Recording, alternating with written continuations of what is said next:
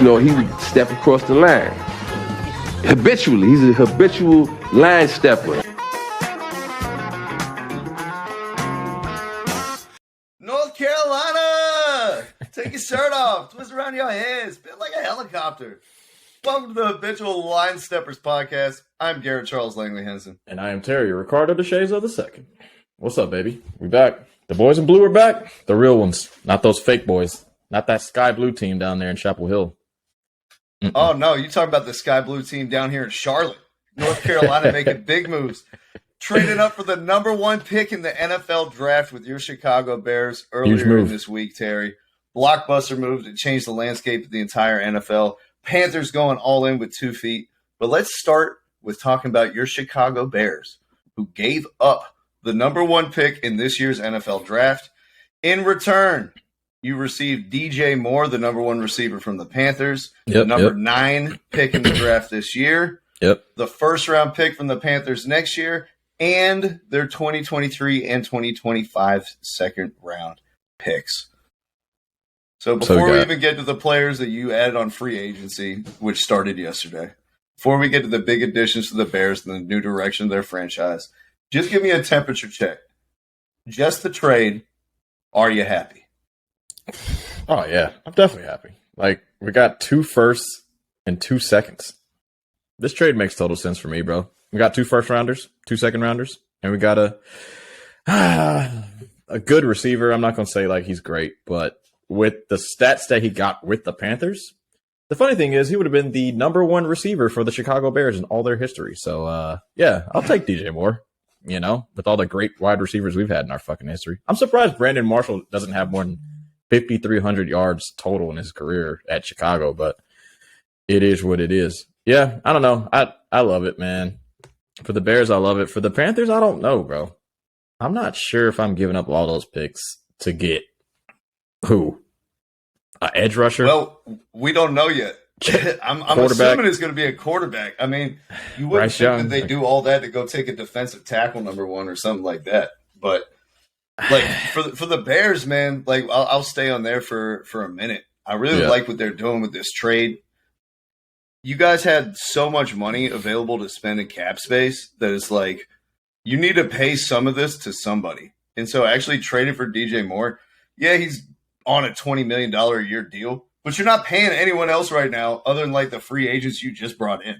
He's like 26 years old or 25, something like that. He's got plenty of tread on his tires. Yeah. Number one receiver. Like, you have to pay good players. Now this like sorts out the whole rest of the other wide receiver core.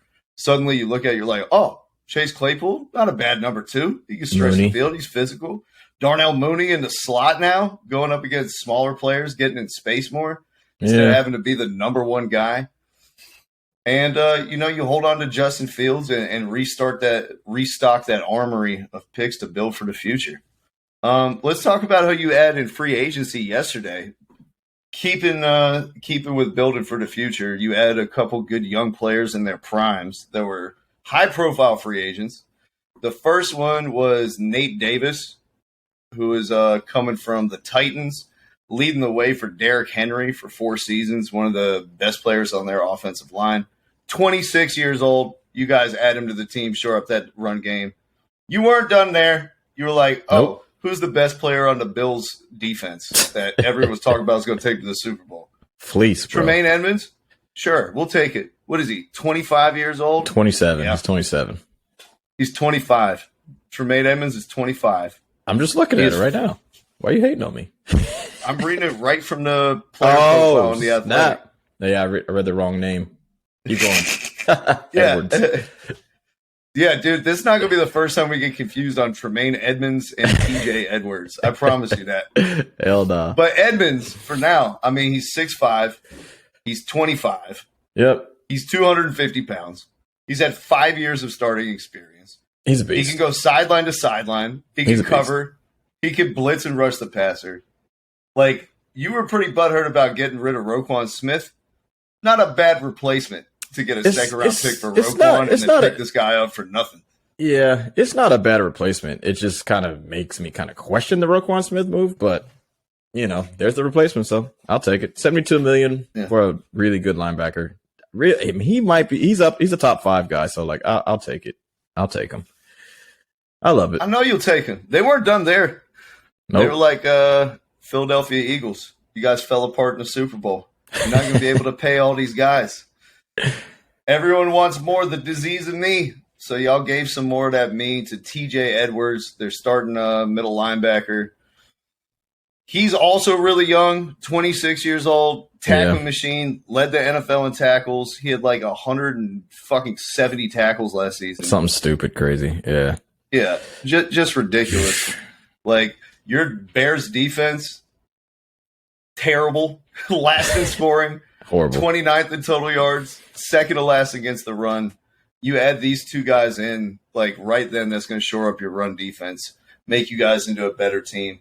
But with all these additions, man, it's like everyone's 26 years old or younger. Everyone's an ascending player. All these guys are, like, in the spine of the team, like up through the middle, the offensive line, the defensive line, the middle linebackers. Like, I like what the Bears are doing down there. That's beautiful. It's beautiful. And we get this, you know, the 9 pick isn't the best in the world, but it's not the worst. You know, if I'm being honest, I would have loved to like hold out for an earlier one, but it's totally fine. Like, DJ Moore is a good consolation. I'm not saying DJ's not a number 1, but I can definitely name a decent amount of players before him, but it kind of makes the other guys behind him a little bit better. So I'm not, you know, opposed to that. But like you said, defense is looking pretty good. It's all on Justin Fields. Ain't no dome coming either, bro. You need to shut up and play. Just like LeBron says, shut up and dribble. You guys might have some something actually fun to look forward to next year, though. Like, you bring in the Titans offensive line. You already got David Montgomery back there. I forget the name of your other running back who's pretty good. Now your wide receiver core. In the last, like, 3 months, you added 2 guys. Like, Claypool was your number 1 when you trade for him. Herbert. Now DJ Moore's the number 1 and Claypool's the number 2.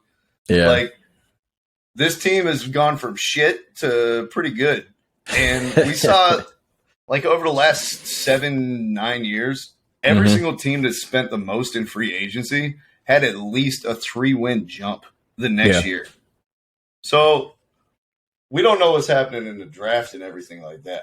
But is this the most excited that you've been as a Bear fan since Brian Urlacher was in town? I think I can say this is probably the most excited I've ever been as a Bears fan in history, to be honest. Well, like, don't let the viewers know it, Terry. Look.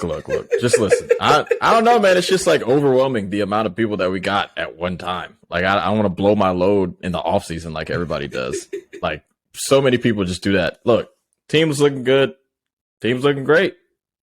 I don't know what to say. Justin Fields, he's a guy, but I don't know if he's a guy. You know, like this whole time I've been saying we need to get Lamar. But we did this. I'm not unhappy with it. We had the most cap money, and we decided to use it. It's looking good. Everybody's looking like they're great. Everybody's in their primes. I'm ready to get it started, but I'm not about to shoot the wad, bro. I'm not about to do it. I just gotta wait. I gotta wait, man. Tell that to the Carolina Panthers, because they went ahead and shot their wad, giving up all these picks to go up to number 1, man. That shit was stupid. Shout out to David Temper and the boys. Good job, buddy. Great job, buddy.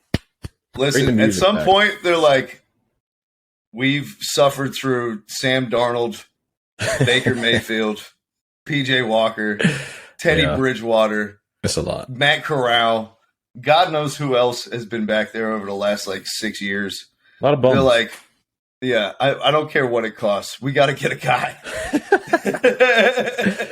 Do you believe in these guys that are here, though? Like, who's your number 1? I know you loved Richardson's combine and all that shit, but, like, is Bryce Young your guy? CJ Stroud? I haven't really, like, you know, I've heard multiple names. I don't think they have, like, a guy picked out yet. Who do you think they should get? I honestly have no idea. Like, I don't watch college football, so I don't know if any of these guys are good or not. What I will say is this. They better stay the fuck away from Will Levis. Oh, I will say that. Please. Oh, my God. As soon as Frank Reich got hired as the coach and they trade up for that number 1 pick. Uh-oh. Right? He's like, oh, man, I'm getting flashbacks to Carson Wentz in Philadelphia when he was an MVP candidate. A big, strapping, strong white guy with a strong arm who can move out of the pocket. He looks familiar. He can go to dinner with my grandma. I love him. Yeah, exactly. And with the fucking owner of the Panthers and his wife, because that's part of the interview process now. Christ, brother. Oh. So it's like, I don't know who's going to be good, but I know who they shouldn't take, and that's Will Levis. And probably if I were them, I probably wouldn't take Bryce Young either. Although, like, if you're going to make this move and you're going to risk everything, like, don't do it to go up to get Dak Prescott, who's like a safe player with a high floor. Like, if you're going to go all in, man, there's already a ton of risk, no half measures. I almost think that they should shoot for the moon and go for Richardson or go for CJ Stroud. I think Richardson is more like Dak Prescott than you think, bro, to be honest with you. Like, a lot of people have this problem with Dak and his throwing ability and shit, but the dude was a serious runner in college. Like, the guy was not in the spread offense throwing it for 500 yards a game. This dude ran for like 100 yards a game, and then we expect him to all of a sudden turn it around and become a thrower. And we're just like, Dak, he doesn't even want to run anymore. Ever since he fucked his ankle, he's like, oh, I'm done with that life. He's like, but Donovan McNabb, I'm going to prove that I'm so much smarter than my athleticism. Son, like, throwing the ball it's not easy to just become something that you weren't for a majority of your football career. Even though it's the pros and people improve, football players don't improve like a basketball player can add shit to his bag and all that type of shit. Dak Prescott can't add, like, I am super accurate now when I wasn't for 20 years. Like, that's not possible. Stay away from Richardson. I like him as like a little gadget dude, but he's giving me more of a Malik Willis vibe. Now, look, I've seen Bryce Young play a lot. Dude's good. I think if I'm the Panthers, like, their O-line isn't horrible. Like, and especially like they have that young left tackle, Aquanu. Like, I think he's good. So I think getting Bryce Young wouldn't be too scary because, you know, everybody's scared of like small frames and all that type of shit. So I get Bryce Young. To your point, they did just re-sign their center to like an $18 million a year. No, I think it was $18 million overall. Excuse me. Yeah, I mean, like, the Panthers, they're returning their entire offensive line from last and year. Although they had one a of good them has line. a torn ACL. Yeah, they did. So I wouldn't be scared of getting Bryce Young because I think he probably has the higher upside. And like the way the NFL is kind of changing, you know, like every single person besides Joe Burrow and Brock Purdy. I mean, but San Francisco's offense is weird. He can work with any quarterback. The dudes are scramblers. They can make shit happen outside the pocket. Like Pat Mahomes, Jalen Hurts, Josh Allen. I mean, even Burrow, to an extent, can like get out and like do some shit. Justin Herbert, everybody you think of, like the greats or the goods. I think what you're talking about, though, is like kind of the problem that a lot of people had, like with the Panthers giving up so much to get this number one pick, because there's not a Joe Burrow or a Jalen Hurts or Patrick Mahomes or one of those elite guys in this draft, is what everybody's saying. So it's like, if you could have gone up to number one pick to go get Andrew Luck or Joe Burrow or one of these guys, like, you pay the ransom. But you might be in trouble if you pay the ransom and you end up taking RG3 or you end up taking Mitch Trubisky. Or I don't know. If it's Trubisky, RG3, like, he took the Deadskins to the playoffs. Like, come on, they were fucking really bad for years. I mean, that pick set their franchise back 10 years, dude. I don't know what the fuck you're talking about. Like, only because Kirk Cousins was able there to save their ass were they able to not be the worst team in the NFL. But if Bryce Young leads the Panthers to one playoff fucking appearance and then gets his knee destroyed and is not the same for the rest of his career, and you gave up all this shit for one season of Bryce Young, they're not going to be happy with that. But how many picks did they give up, though? Like, they gave up a lot. For RG3, they gave up more than they gave up more than they did to get Bryce Young. More than this. So he's the only guy, though. So for me, it's like, if that elite dude in there with like the super high ceiling blue chip guaranteed guy, you got to shoot for the moon. And it's like, that probably is Bryce Young betting on his health, that he's like the best passer out of everybody. No, he's the guy. These other guys aren't going to be good.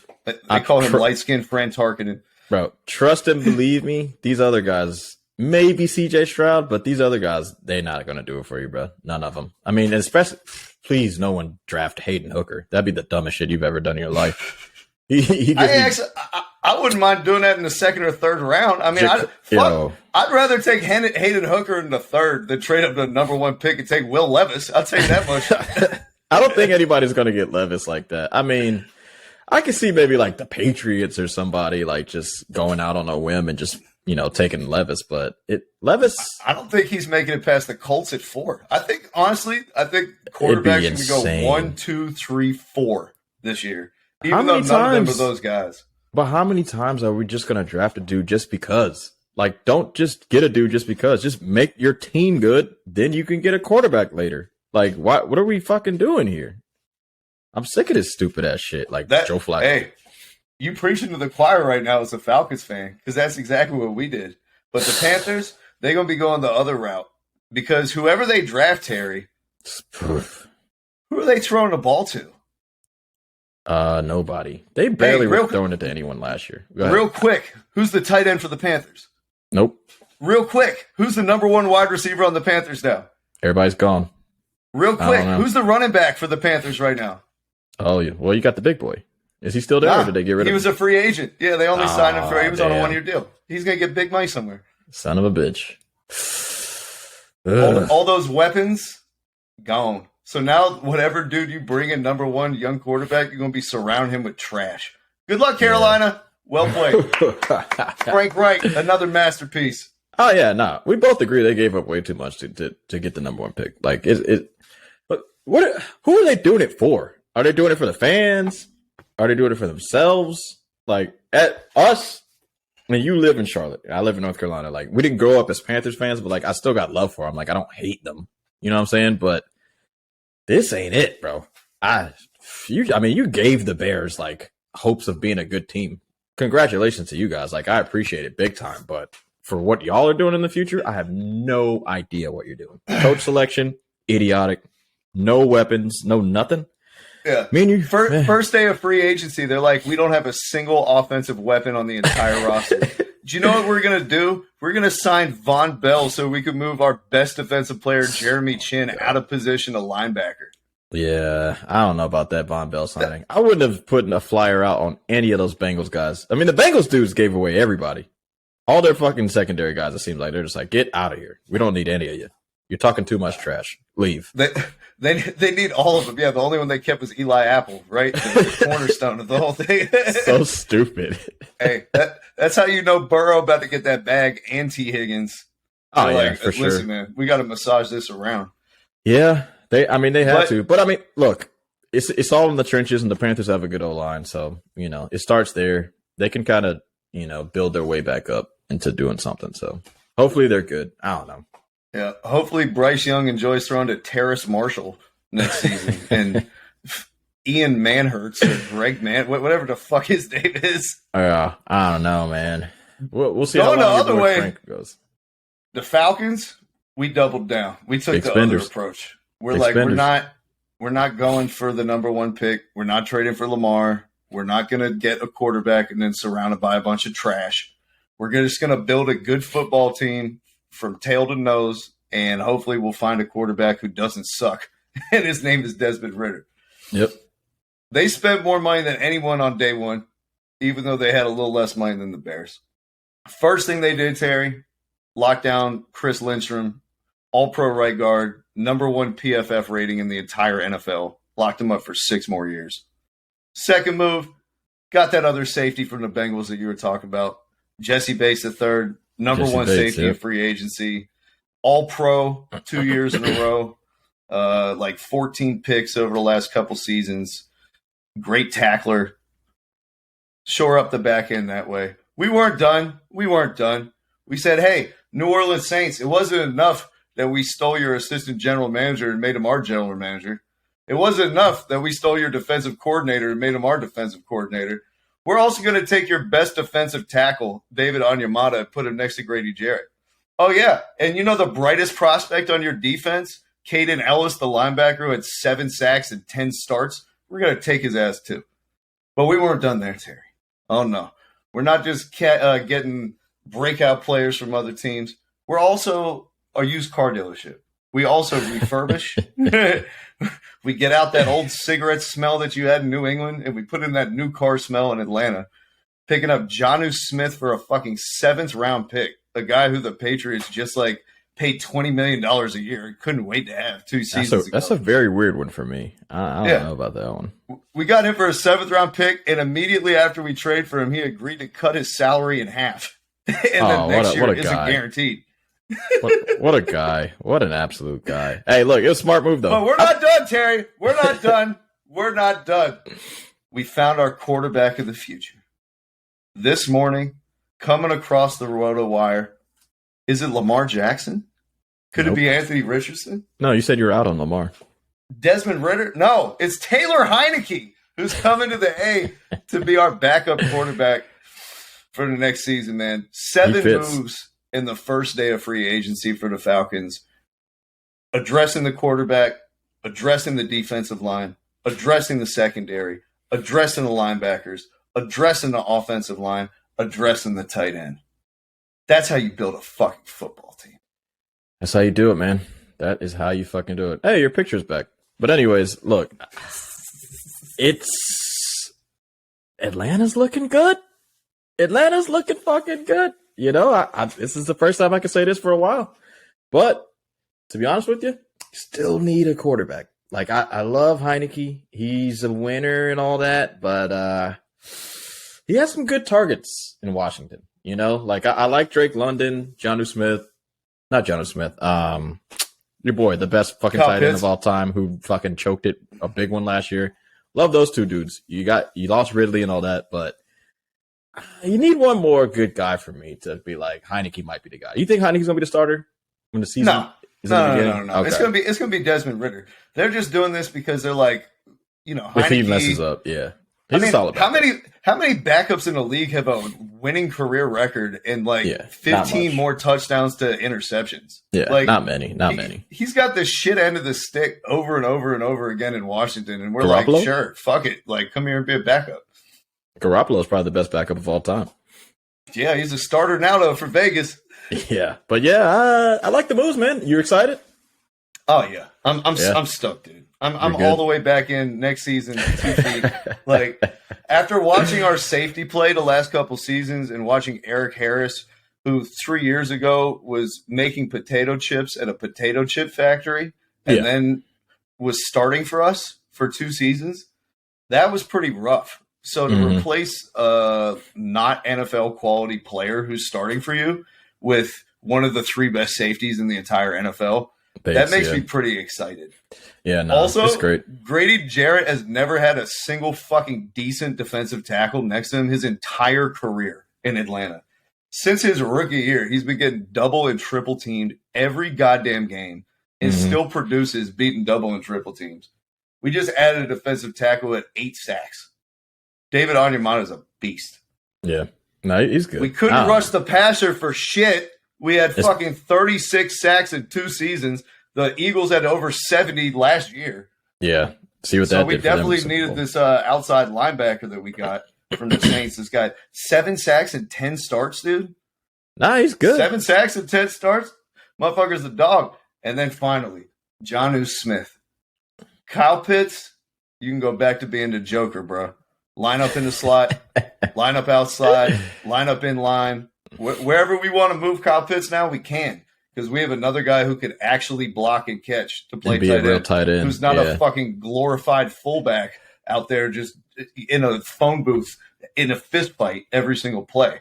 So this makes us more multiple. It makes us more versatile. With 12 personnel now, like in the red zone, we can go Tyler Algier, Kyle Pitts, Jonnu Smith, Cordero Patterson, and Drake London. So everyone's fucking huge. By the way, in case you didn't know that. They're good. Huge.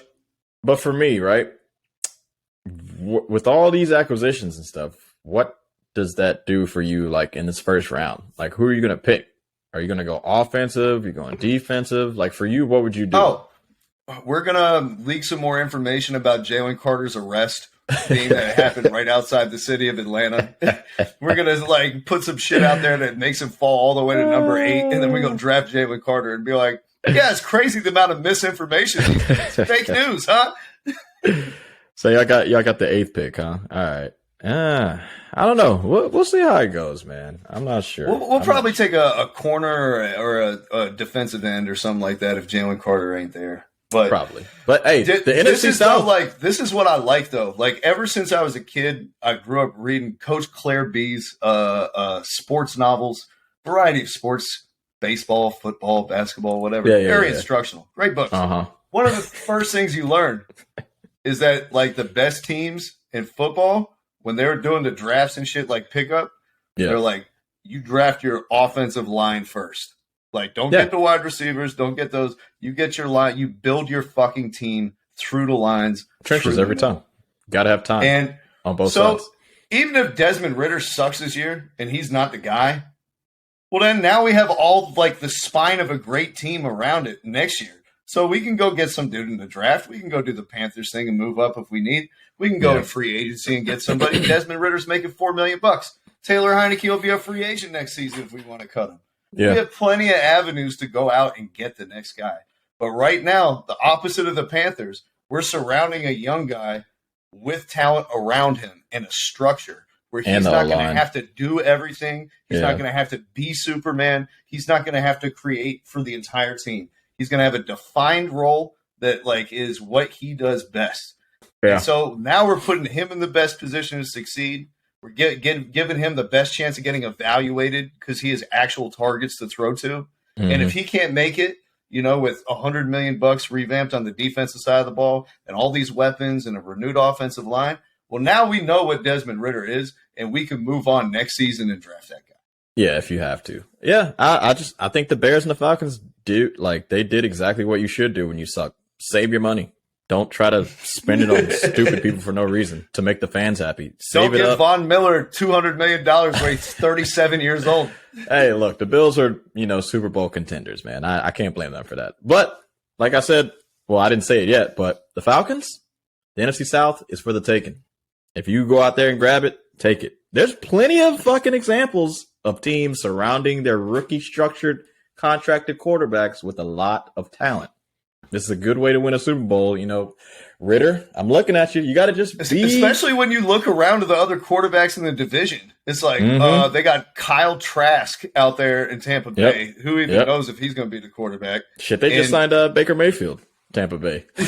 Oh, shit. Yeah. Yeah. Come on now. We're not worried about Tampa Bay. New Orleans Saints is throwing a party for getting Derek Carr, who had worse stats than Jameis Winston did. The Saints don't have any money. The Saints have no money to get anyone else. They better help Olave is fucking Randy Moss because they're fucking cooked. They're absolutely and Michael cooked. Thomas turns back into the guy he was 6 years ago. And Alvin Kamara might not even play this season. He might get suspended the whole year. So it's like, good luck, boys. Good luck. And then the Carolina Panthers, we already talked about their quarterback and offensive weapon situation. Yeah, so it really does seem like everything is setting up for the Falcons for this to be their year.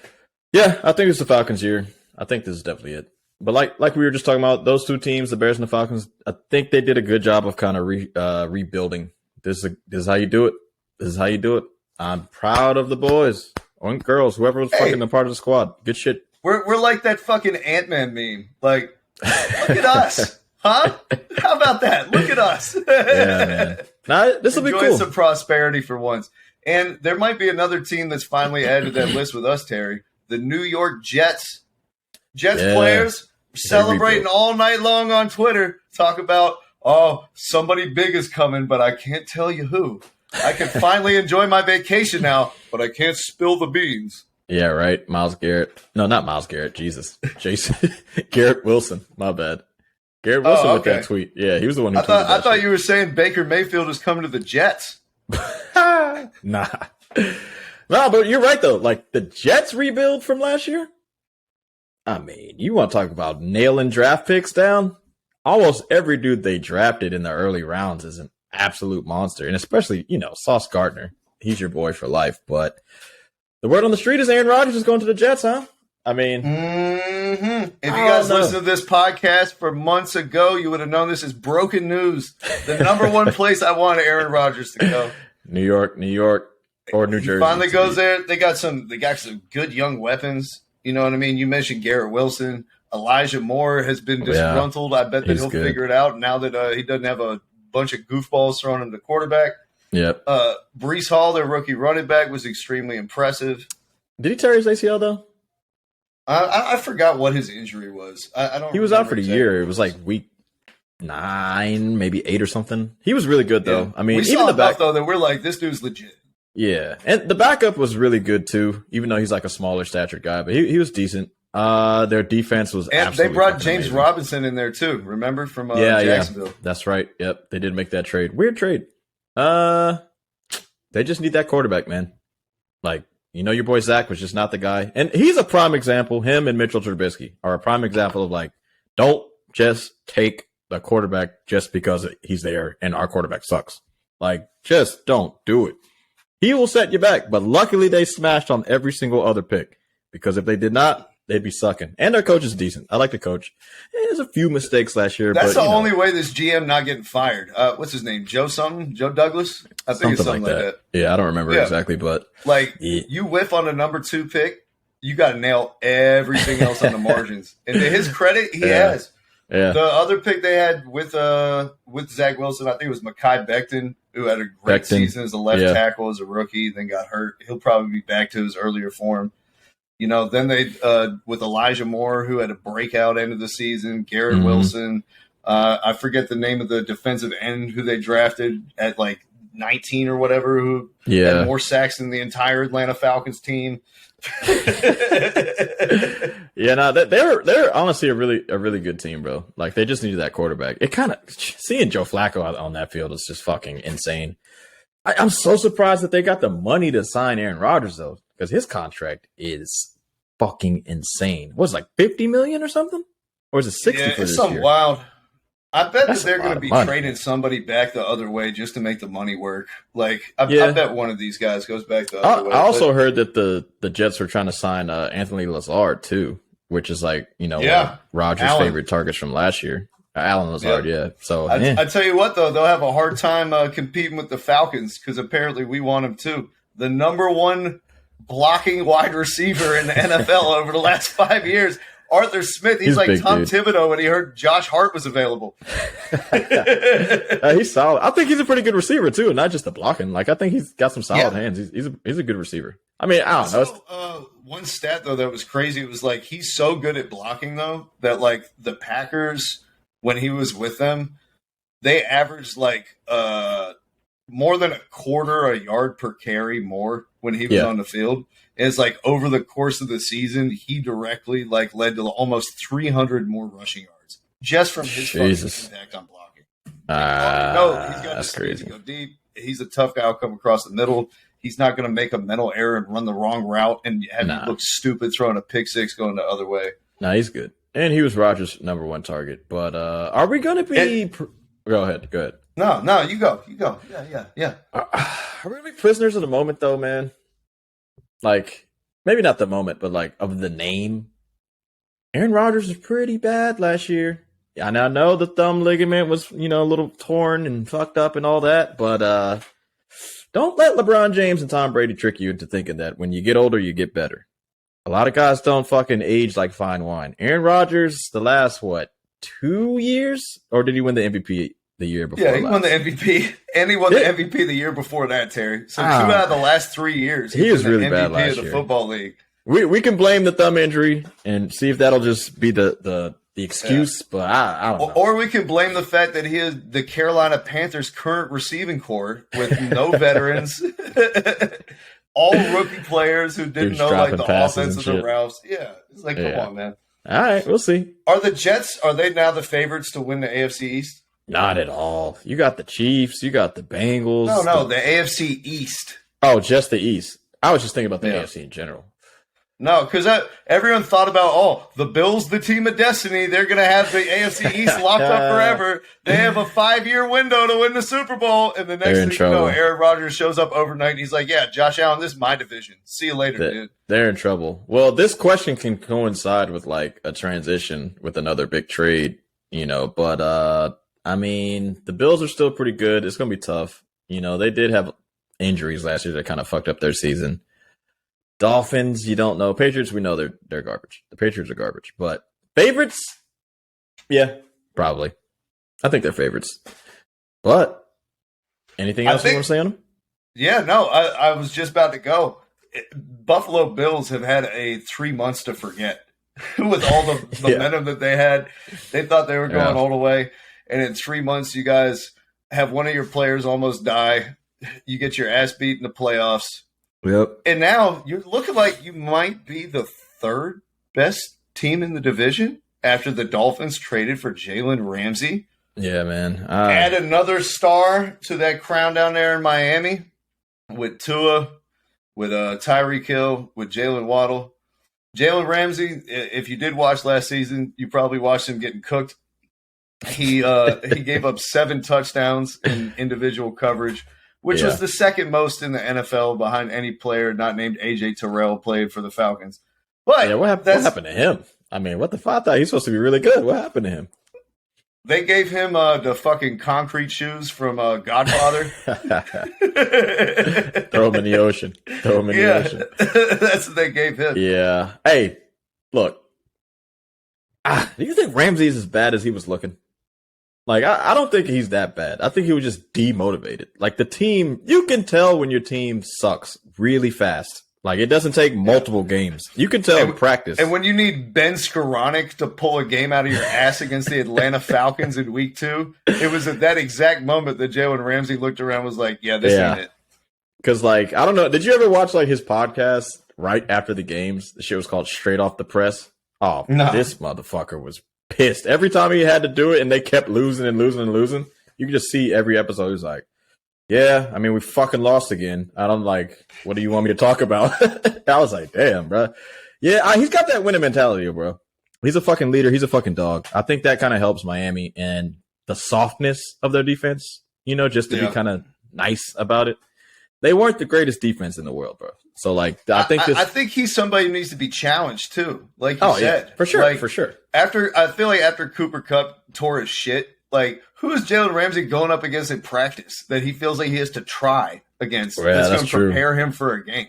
Because them boys sucked. You're going up against Tyreek Hill and Jalen Waddle. Like, if you're not on it in practice, your ass is going to be getting torched. You're going to be all over Instagram. You're going to be all over Twitter, OTAs. Oh, my God. Look, he can't stay in front of everybody. He's going to come in the best shape of his life. He's going to be more motivated everywhere. And he's going to be like, I'm going to prove that I'm a better corner than one of these guys as a wide receiver every day in practice.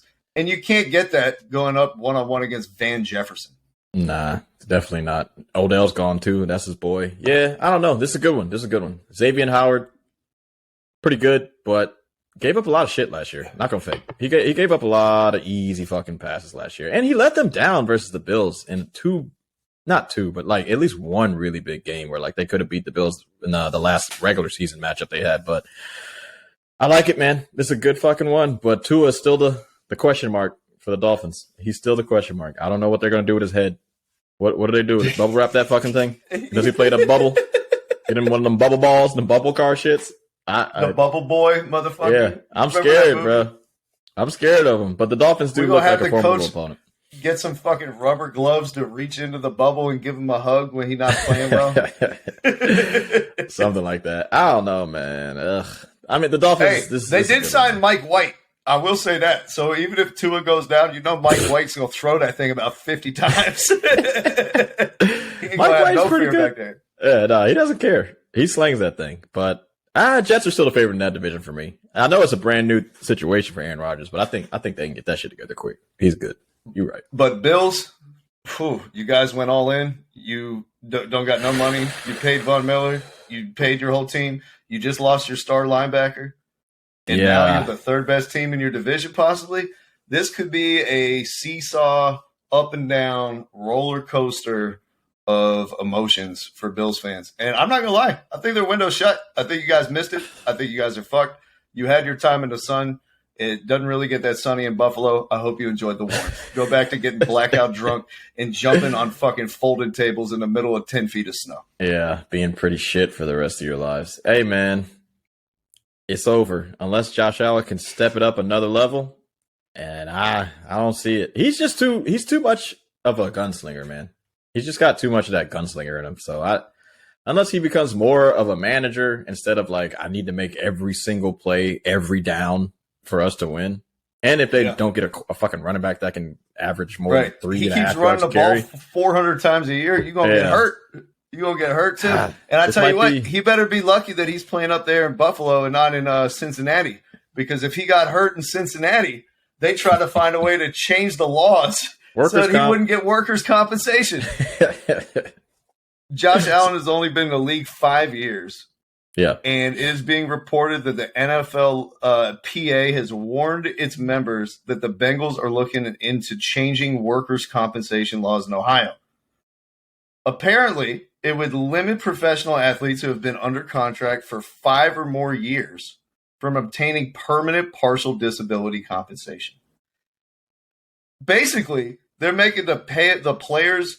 It would require the athletes to pay for their own medical care at the billed amounts instead of any reduced rates. What the fuck? Now, keep in mind, Terry, again, this is for players who have been under contract for 5 or more years with your team. Just beat up. Who've played with punctured lungs and broken collarbones and taken Toradol shots, sacrificed their mental acuity, their ability to make memories with their children and grandchildren and probably recognize them when they're older. Yeah, CTE. And for all that, you trying to take away their ability to get medical benefits, to get workers' comp for a life-changing injury? I'm disgusted with the Bengals, man. I'm fucking disgusted with the Bengals. Welcome to the NFL, huh? What are we doing? Is this something different than what we thought? Huh? They don't give a fuck about these dudes. No other team in the NFL does this. Like, everyone else understands, hey we have 100 car crashes a season that we put our fucking bodies through. Like, we understand that we're going to be fucked up, but we also understand that you're going to take care of us later when we're fucked up. Like, I can't be having CTE and paying for all my own medical bills, man. I mean, look, they're rich, but I'm not going to sit here and be like, this isn't fucked up. It's pretty fucked up, but who is doing this? It's just the state of Ohio? Yeah. And no, it's the Cincinnati Bengals are petitioning to change the laws in the state of Ohio. The owner. Yeah.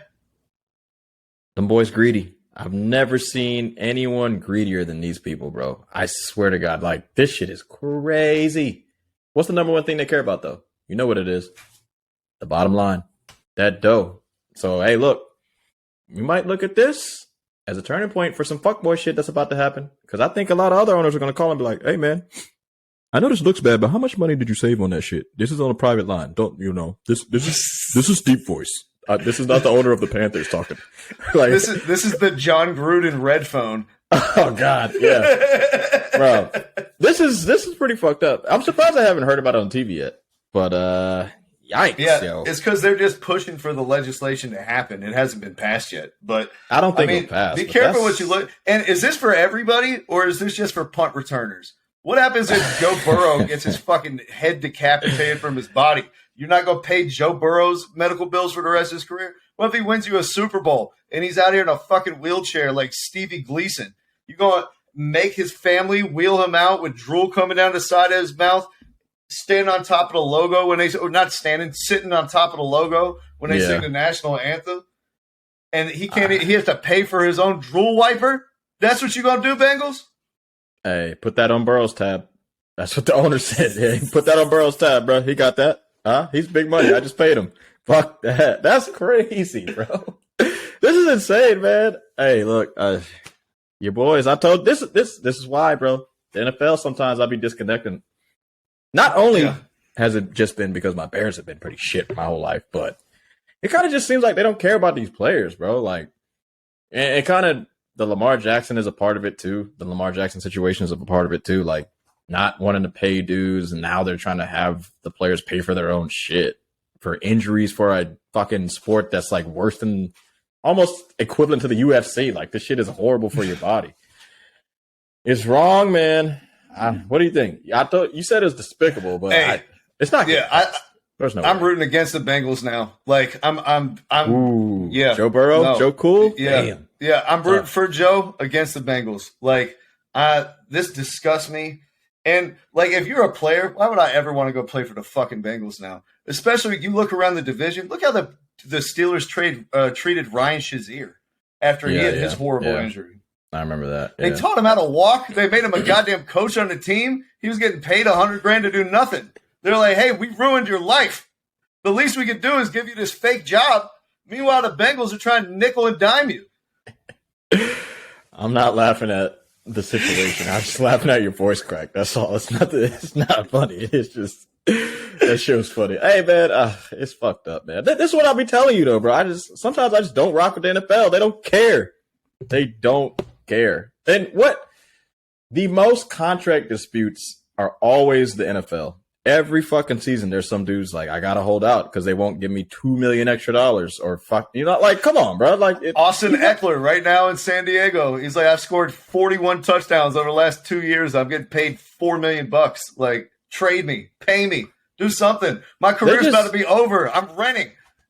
Yeah, but they think of everybody as disposable, but this is why we be saying this shit. Like, the NFL has the best structure as to why they're successful. They don't play that many games. The season isn't super long, so it's only once a week. You don't have to watch Monday, Tuesday, Wednesday. They don't have 162 games like the MLB.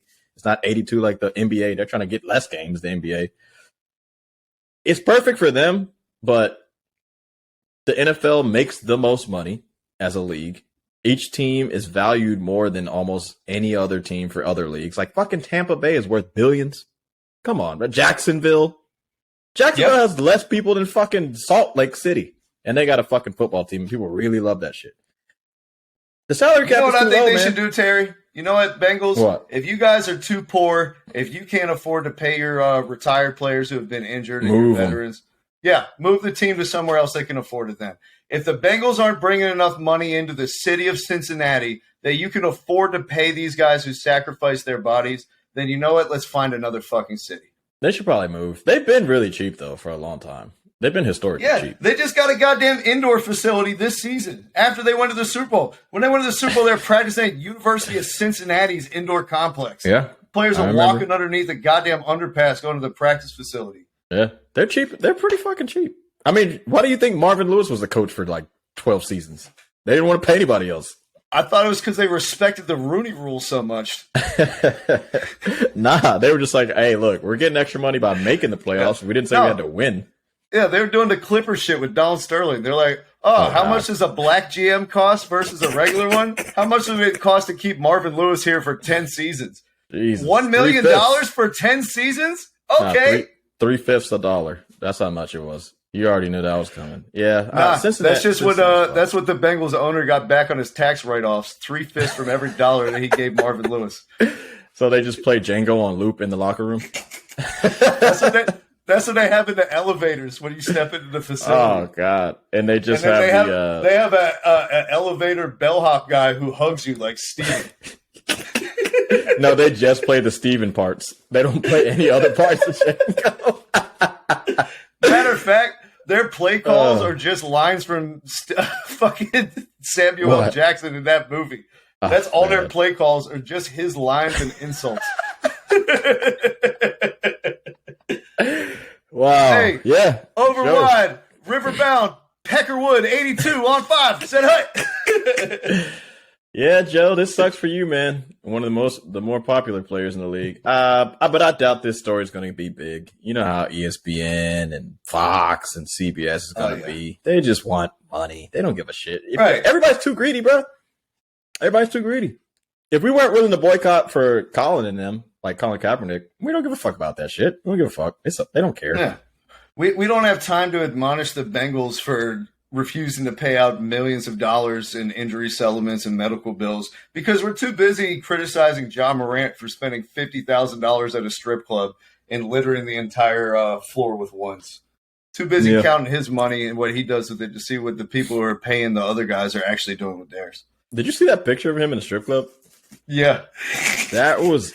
At first, I was like, insane. Is this like a duvet that's like a money print duvet? That shit was ridiculous. I can't relate to that at all. That was a lot of money. $50,000. He's not even going to fuck this girl afterwards. I don't get it. What are you paying for? The owner said he didn't even drink, which I don't know if that's true or not, but it's like, if you were completely sober and spent $50,000 at a strip club, like what the hell? Minute. You pulled out a gun on IG Live and spent $50,000 sober? That's what they say. That's what the owner said. No wonder he's in a counseling program in Florida. They're like, listen, rehab won't do it. He don't drink. He's just dumb. It's not a drug problem. It's a job problem. It sounds like it, man. I think everything that they're doing for him, or he's doing for himself, it's pretty much just like, covering yourself so you don't get in trouble because it's like the Grizzlies are the only ones that punished him because the NBA really can't like hand down. Are they punishing him? Is he being paid right now? Yeah, probably. Yeah, this hasn't even been fucking reported on. Because is he suspended? Is he not suspended? Who levied the suspension? Why is he not with the team? What is the technical what is this? We're gonna have him step away indefinitely from the rest of the season, but he's not suspended, but he can't come back, but we're paying him. The NBA's CBA and like the players union and all that, fucking outstanding. They do exactly what they're supposed to do as a league. Like those motherfuckers are really good. Michelle Roberts. It's just a lot of rules. Like you can't really get suspended for too many games for like really petty off court shit. You have to do something really fucked up to get suspended by the league or by your team. Tweet out about Hebrews and Negroes. Yeah, but like Kyrie only got suspended like officially for I think 10 games. Like, yeah, maybe. But he still got officially suspended. They weren't got suspended for 2 games? No, he wasn't. He's taking time away from the team.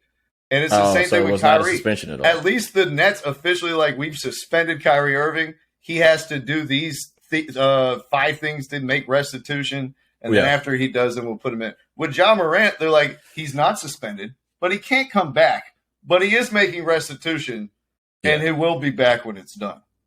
But he's not suspended. He's not suspended.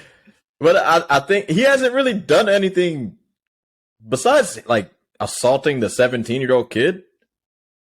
And remind me if I'm missing something. He hasn't really done anything like crazy suspendable though. Like for 10 or 20 games, I think the most they can suspend him for is literally just showing the gun, and they can do it for 2 games. Like he's being stupid, but it's not like he hasn't broken the law. I don't think. They can do one time. It's not just the law. It's like all the NBA bylaws. It's like you can't have the gun on a plane. You can't have it in a team facility. Shit. You can't have it around any of your teammates. Like this is all written into the NBA. But they can't prove that though. They can't prove any of that. They're not investigating it because he's not suspended. This is my point. They're like, how can we uncover what we never know? Well, I just think the Grizzlies are doing a really good job of handling the situation. So the league doesn't have to step in and get shit, fucked up. Dude, if this is David Stern instead of Adam Silver, he would have already come in. He would be like, no local punishment from the Memphis Grizzlies. Absolutely. Yeah, probably. Well, that's probably why. That's when the Players Association started stepping in. Once Stern retired, because I'm sure Stern was just like, Players Association, the fuck is that? Like, I'm the commissioner of the NBA. Because like Gilbert Arenas, I remember when he was explaining the why he got suspended, and he said Stern told him, he was like, look, I can't suspend you for the guns. Like that's only a 2 or 3 game suspension. But it's like, I'm going to suspend you for team detrimental, like behavior or whatever. And I'll do that for 30 games. And then Gilbert was like, nah, I don't want to get suspended for 30 games. And then he was like, look, I'll either suspend you for 30 games for the rest of the season, or I'm going to take your contract money away from you. He was like, all right, I'm suspended. He was like, take that suspension. See you next year, guys. But yeah, it's not a whole lot that like the NBA can do. So I think Memphis is doing the right thing. What do you think they should do? I mean, what is he going to counseling for? For what? Stop being a fucking kid? He's going to be himself when he comes out. He might not do it like publicly crazy, but he'll just have a private party. Fuck it. Bring the strippers in. $100,000. Yeah. That's all you need to do, dude. Like, I don't know if you know much about Memphis, but it's like, it's kind of a rough place. That's what I hear. That's what I hear. If you want to be this dude, like you go run into somebody else who's actually that dude. You know what I mean? Like maybe. Bro. You see it happen all the time, bro. Like who was the dude that got shot in a strip club who used to play for the Knicks? Who? Somebody, they went to Detroit and got shot in the mouth in a strip club. Y'all drafted him out of Louisville. It's like 4 years ago. Oh, you're talking about Clay Anthony Early. Yeah, Clay Anthony Early. Shit happens like him all the time. Shit happens like Offset. But his name is Clay Anthony. Like, he is a fucking dumbass. No, I'm just playing. His name is Demetrius. I don't know how to tell you. He was probably in the wrong place at the wrong time. But Yeah, but when you continue to find yourselves in the wrong place at the wrong time, like this is what the Grizzlies are talking about. Wrong place, wrong time in the mall when you try to jump the security guard. Wrong place, wrong time at your house when you're beating up a little kid. Wrong place, wrong time when you're in the club flashing a gun. Wrong place, wrong time when your friends are on the court trying to fight spectators from the other team. Wrong place, wrong time when we have to ban your buddies from the team facility and they're trading fucking guns on the Pacers players. Wrong place, wrong point where your dad is blackout drunk at every single game trying to get in fist fights. Hey, man. He's got $200 million, a shoe contract. I know Powerade dropped him, but... Yeah, they're like, I don't know what if that power money coming through, man. The kid is loaded, man. Like, I don't think anybody in Memphis is going to fuck with him because he does so much for Memphis. Like, charitable-wise, he gives a lot of money away in Memphis. Yeah, Nobody's that's what they said about Nipsey Hussle. That's one dude. One dude fucked him up. Like, an actual person that had a beef with Nipsey. But that's all it takes. That's what I'm saying. It's not like the whole city is going to come out and lynch Ja Morant. It's going to be one dumbass in a parking lot. But the only thing about Nipsey that is different is just because Nipsey grew up in L.A. So, he had a beef with that guy when he was a kid all the way to adulthood. Ja's not from Memphis. Ja's from South Carolina. Ja just lives in Memphis to play basketball. Everybody in Memphis is like, I don't give a fuck what Ja's doing. He's not doing nothing to us. Ja Morant is literally not doing anything to a single person bad, except for that one 17-year-old kid. That's it. I can't think of any other situation where he's, like, causing a fucking scene. He's not doing anything. He gave the fucking strip club and the strippers $50,000. You think they're going to say one bad word about him? No one in Memphis has said anything. It's everybody in the media. It's like, Ja, he's a fucking crazy wild man out here in these streets. I heard some shit about AI, but AI was really out here being crazy. If Ja's not even drunk at all, do you really, at a strip club giving away a lot of money, do you really think he's doing crazy shit? Besides that one shit with the 17-year-old kid, I don't think he's really doing anything that bad. So what's the deal with the Pacers? What's the deal with that and the laser pointer? That's not on me. I had a laser pointer. Sorry, guys. Why? Why are you pointing a laser pointer out of a window? Because I'm a kid. At people pretending it's a gun? Boo-boo. I make $250 million. You're 24 years old. You're not a fucking kid. The person who you punched in the face and beat up 12 times as a kid. You never punched anybody past the age of 24 in the face? I never punched a fucking minor when I was an adult, bro. Like, no. That's what I said. That's the only one thing. What else? The fucking gun pointing lasers at the Pacers players? They're not about to shoot Pacers players or staff. Then why are you pointing a laser pointer acting like you are? This is the whole point, Terry. You're not going to do it. You're not that guy. You're not going to pull up and do anything. Stop with the laser pointers. Stop with the guns on IG. Stop with the pulling up the finish line. Stop with the boys having you beat up a minor 12 times. Stop with it. You're not that guy. There's no need to flex. All you're doing is flexing away $30 million for Powerade. Flexing away $100 million for Nike. Crazy. Flexing away $75 million that you could make by making the All-NBA team that you likely will not make because you didn't play enough games this season because your team has put you in fucking rehab in Florida. So piss away $250 million and then you go come back to me and tell me about what's smart and who you really are. Okay. He ain't going to do anything. He's literally going to come back to Memphis, go to that same strip club, and get it popping. He's like, Memphis, I'm home. Daddy's home. And you know what they're going to do when he comes back? Give him a big old hug and say, thanks, Ja. Like James Harden is coming back to Houston. Bro, I'm telling you, like, Ja's the type of dude, he goes to Waffle House and just buys everyone's fucking shit. He won't allow you to use your own money to buy shit. If I'm in the building, I'm going to buy all your shit. He does that everywhere he goes in Memphis. That's Sydney. Sydney, who? What the fuck are you talking about? You remember that bitch that took all of us to Waffle House? Shouts to you, Sydney. After the club with Kevin and everybody. That's she took like the whole squad, like 7 people to Waffle House. She was like, I'm about to get out of here.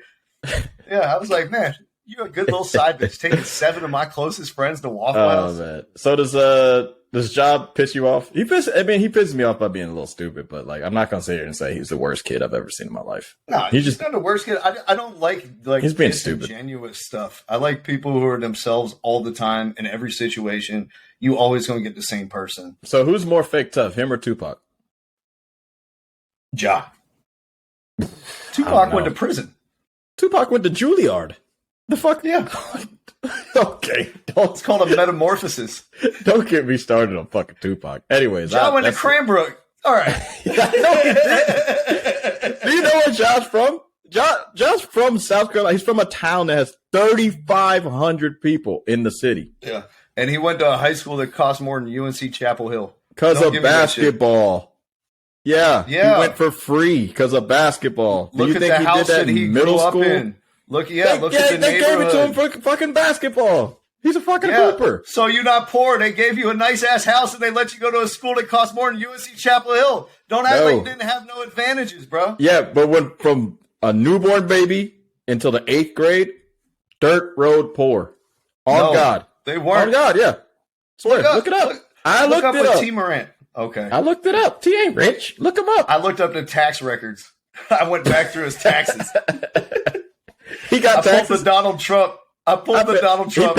He paid taxes? He ain't Wesley Sniped them joints? Nah, he got money back. That's how you know he's really rich. Oh, shit. Shit. Working them loopholes, man. And I tell you what, T. Morant isn't the only parent in American sports that's been working the loopholes, trying to finesse things for their kid. In fact, the law firm Alston and Bird just concluded their investigation into the United States men's national team coach Gregg Berhalter and the reporting that Berhalter had assaulted his wife 30 years ago, and that should preclude him from being able to continue as the coach of the U.S. after the World Cup. According to the report, Terry, it led them to conclude that the 1992 incident did not prevent an employer from employing Berhalter. It was 31 years ago, and there's no basis to conclude that employing him would create legal risk. However, Terry, that wasn't the only finding from the report. In fact, that was probably the least significant piece of this entire thing. Yeah. The part that stuck with me was it identified a need to revisit U.S. soccer's policies concerning appropriate parental conduct and communications with the staff at the national team level. Mm-hmm. The investigation basically revealed, Terry, that Claudio Reyna and his wife had a pattern of periodic outreach to U.S. soccer over a 6-year period, 2016 2022, trying to get preferential treatment for Gio Reyna. The outreach included complaints about refereeing at the youth level, travel accommodations at the U17 World Cup, and Gio Reyna's role at the 2022 World Cup. The investigation indicated that both Claudio and Danielle Reyna, Gio Reyna's mother, made suggestions at employees at the World Cup that they have damaging information about Mr. Berhalter that the U.S. soccer officials did not know. Remember that? Blackmailing him, basically. Yep. A person. Crime. Right, exactly. Straight up, just a fucking crime. An interview with a person whose name was redacted for fear of retribution from the Reynas called Claudio Reyna's historical outreach as bullying and mean-spirited, and said that whenever he received them, he would forward it to the U.S. soccer leadership. In February 2016, Claudio Reyna made complaints about his son and tried to overturn a red card that Gio got. The official did not overturn the red card, and so Reyna sent another email complaining about this female referee in the match, saying, the field, the referee, everything. So embarrassing all the way around. In all honesty, can we get real and have male refs for a game like this? Oh, my God. It's embarrassing, guys. What are we trying to prove? A game like this deserves better attention. Oh, man. Was that That Claudio? wasn't done. Yeah, that's Claudio. That's Claudio. My God. Machismo. Then the president of U.S. Soccer, former president Ernie Stewart, said that Claudio began making complaints in 2019 during the FIFA U17 World Cup about playing time for Gio, inadequate travel arrangements, not flying first class, and other issues. Jesus Christ. He said that he'd never dealt with this type of behavior from any of the other parents in the national team in 20 years. Duh. Nobody should have. They're grown men. The fuck? But he wasn't done there, Terry. Oh, God. Berhalter told investigators Reyna texted him at the U17 World Cup and said he's the worst coach. Mr. Berhalter said that when things don't go great for Gio, the Reynas pivot and go in attack mode. They provided text messages to investigators from Reyna's parents complaining about the coaches, undermining the coaches, trying to get the coaches fired, trying to get better travel arrangements, trying to get more playing time. One text from Claudio wrote, "What a complete and utter fucking joke. Our family is disgusted, in case you were wondering. Disgusted at how a coach is never allowed to be challenged and do whatever he wants." Finally, Terry, another witness whose name was redacted, said the Reynas declined to get back on the bus at a family program at the 2022 World Cup after the Wales game. They wouldn't even get back on the family bus because the Berhalters were on there. The witness on the bus recalled a conversation with Danielle Reyna the next day in which she said, "You're talking about 40 years of history between us for something like this to happen. Once the tournament is over, I can make one phone call, give one interview, and his cool sneakers and bounce passes will be gone for good." Hey, this is exactly what U.S. soccer is, and this is exactly why we suck. It starts off with the kids, bro. This is probably... You're a coach, so I'll definitely let you speak on this more, but this is probably the main reason why I didn't become a professional soccer player. The parents have way too much say in like what the fucking kids are doing at the youth level, and it seems like they were trying to use that same type of power at like a professional level. And everybody was like, "Hey man, this isn't fucking U15 anymore. Like you can't just complain and have your kids play games. Like that's not how this shit works. You can't blackmail people to get your kid to play. Like I understand he's good." But you guys were the reason why he wasn't playing. That's what it sounds like. It sounds like if you would have just left him the fuck alone, he probably would have played in some of the games. Like, this shit just got so blown out of proportion, man. That's why we suck, man. The parents have a lot of fucking power, bro. Like, they pay for the kids to play with a lot of fucking money, too. They're paying these programs a lot of money, and it's toxic, bro. So they need to get rid of a lot of people, and they have kind of fired a decent amount of like the directors and people in U.S. soccer so far, but they fired everybody. They fired everybody but the president. It's a lot more that needs to happen too. At a lot of different levels, man. This shit is crazy, man. What do you think as just being a coach on the coaching side?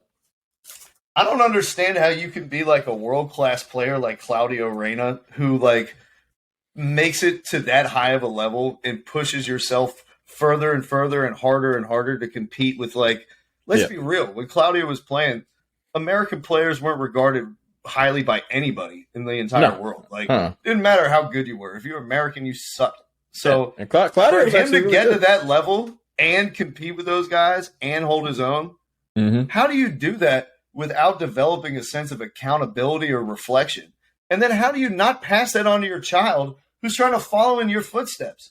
How could you ever expect to like improve internally and to reflect and to get better year after year when you're blaming all of your failures on other people?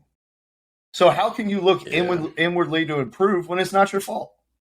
So how can I ever get better when my dad is teaching me this? And why the fuck would you teach your son this when he's trying to be a world-class player?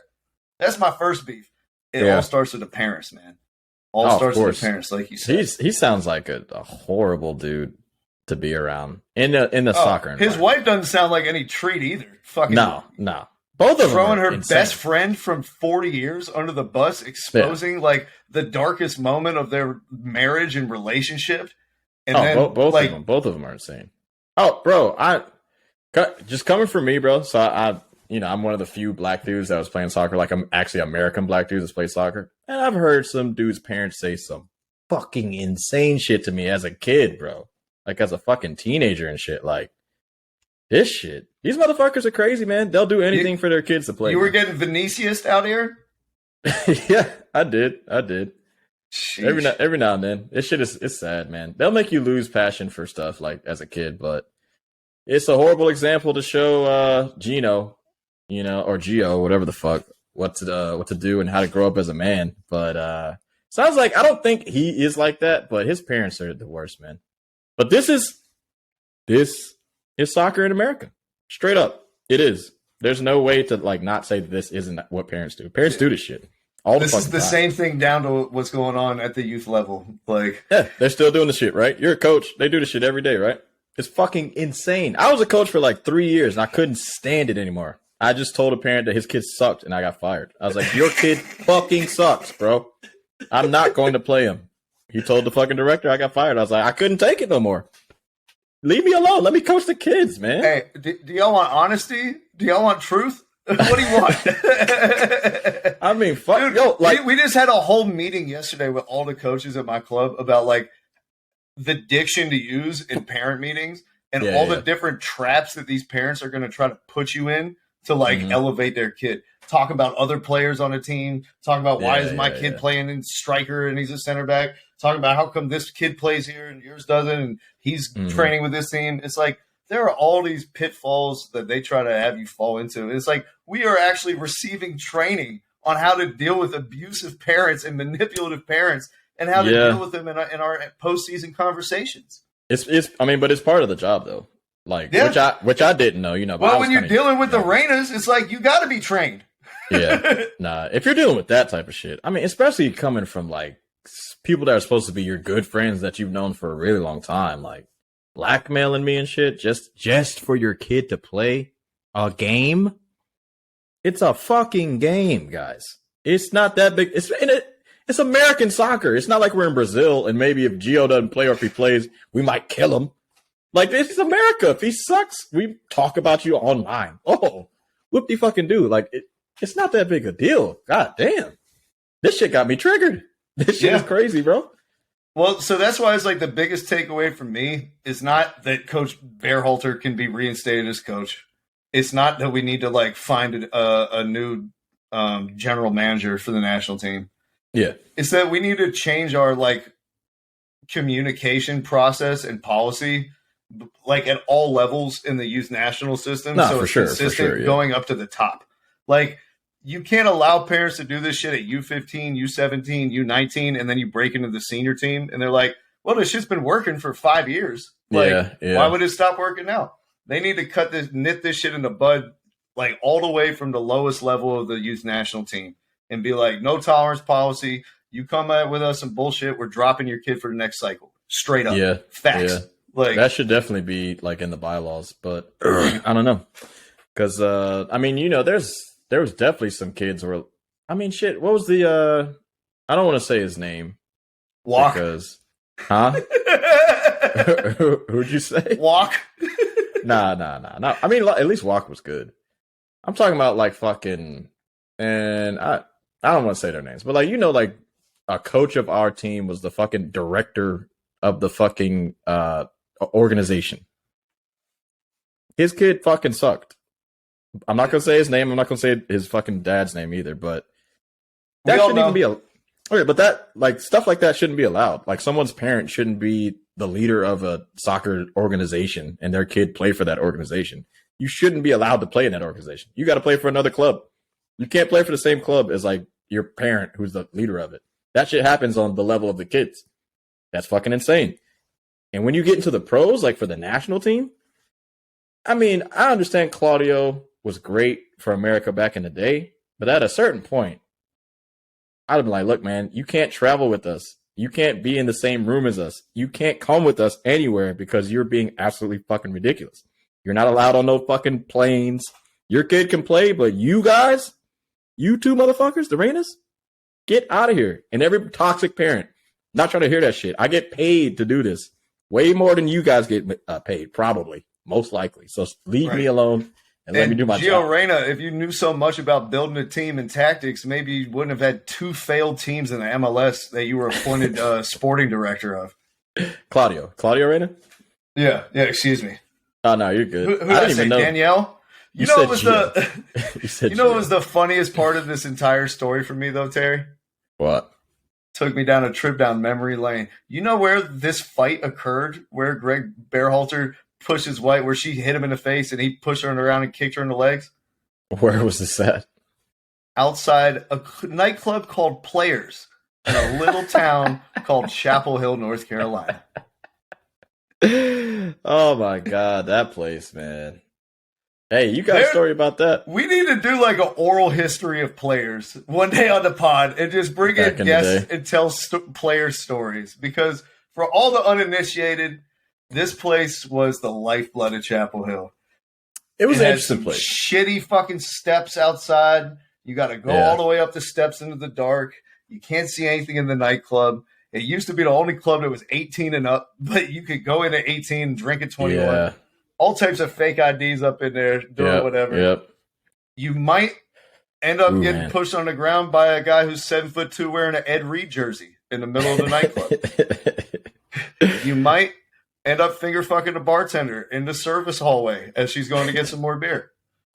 You might end up witnessing a lesbian who presents as a man punching out her pregnant partner and then have to take matters into your own hands. You never know what's going to happen at play. It could Crazy even stuff. Be the crucible for derailing our World Cup hopes in 2026. Sounds like it was, at least for one kid. That was good. I mean, look, we can't sit here and say Gio wasn't a top 5 player, but sounds like his parents ruined it for him. You know, if they shut up now, I'm sure they probably won't interfere anymore. And especially if Berhalter is probably not going to be the coach for the next cycle. So hopefully we get like a real look at what he can, turn out to be. But my God, this is why we got to get Jose Mourinho. So he could just say, shut the fuck up.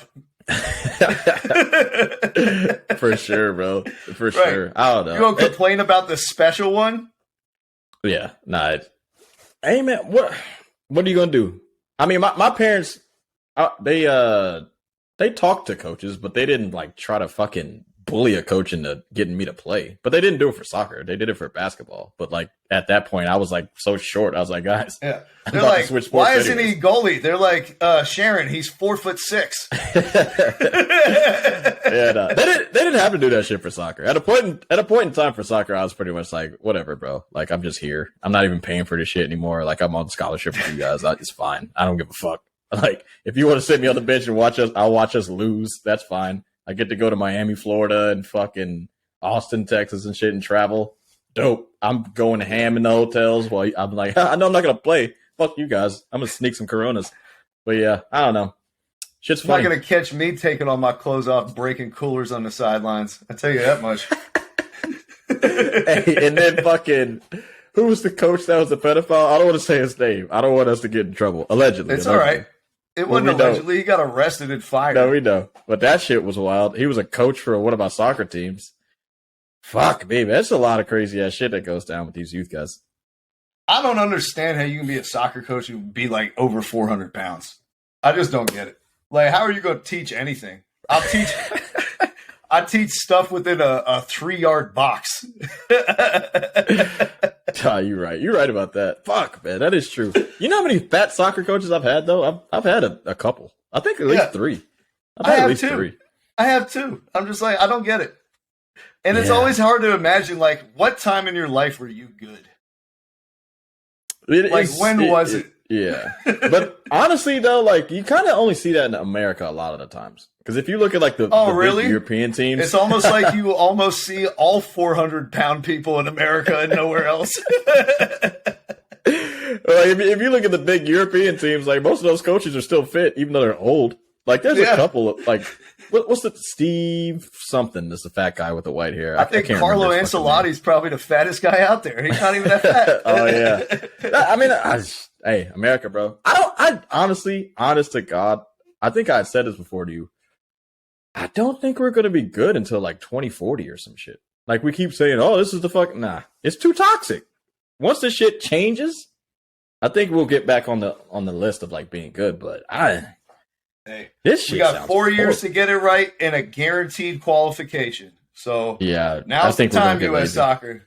I think we're gonna get lazy and fuck this up. If we don't have to qualify, come on, they're gonna make us smug. We're like, they're gonna do we played 230 players during qualifying to try the perfect fit, and now nobody has any chemistry or any idea where they're supposed to be consistently. Yeah, well, you know. But you know what? We found a 16-year-old left back that won't play in the World Cup, so at least there's that. I think the Reyna's really fucked this up because Berhalter had the highest winning percentage of any U.S. American coach we've ever had. And they screwed this World Cup up for us. That's all they were talking about the whole time. When is Reyna going to play? The media was doing the same shit every fucking game. When is Reyna going to play? Kind of makes me think, were they blackmailing them too? To make them talk about the shit. They probably were just sending the fucking faxes over every single day. You know, so they're buddies at ESPN and Fox Sports and all these same people that are in the same network. Hey, you guys going to put pressure on them? You going to talk about it? Probably. I mean, because I tell you where they fucked up. I'll tell you exactly where the Reyna's fucked up. They should have reached out to Kendrick Perkins. Probably, man. Probably. Yeah. But yeah, I don't know. That's it. You want to transition to something, or are we out of here? No, I'll probably keep my dick for now. At least until Friday's episode. Thank you guys so much for stopping by. Make sure you drop a like. Make sure you're already subscribed. Until then, we'll catch you Friday. North Carolina. Friday, man. To stand up. Thank you for listening to our podcast this evening. Thank you. You're far too kind.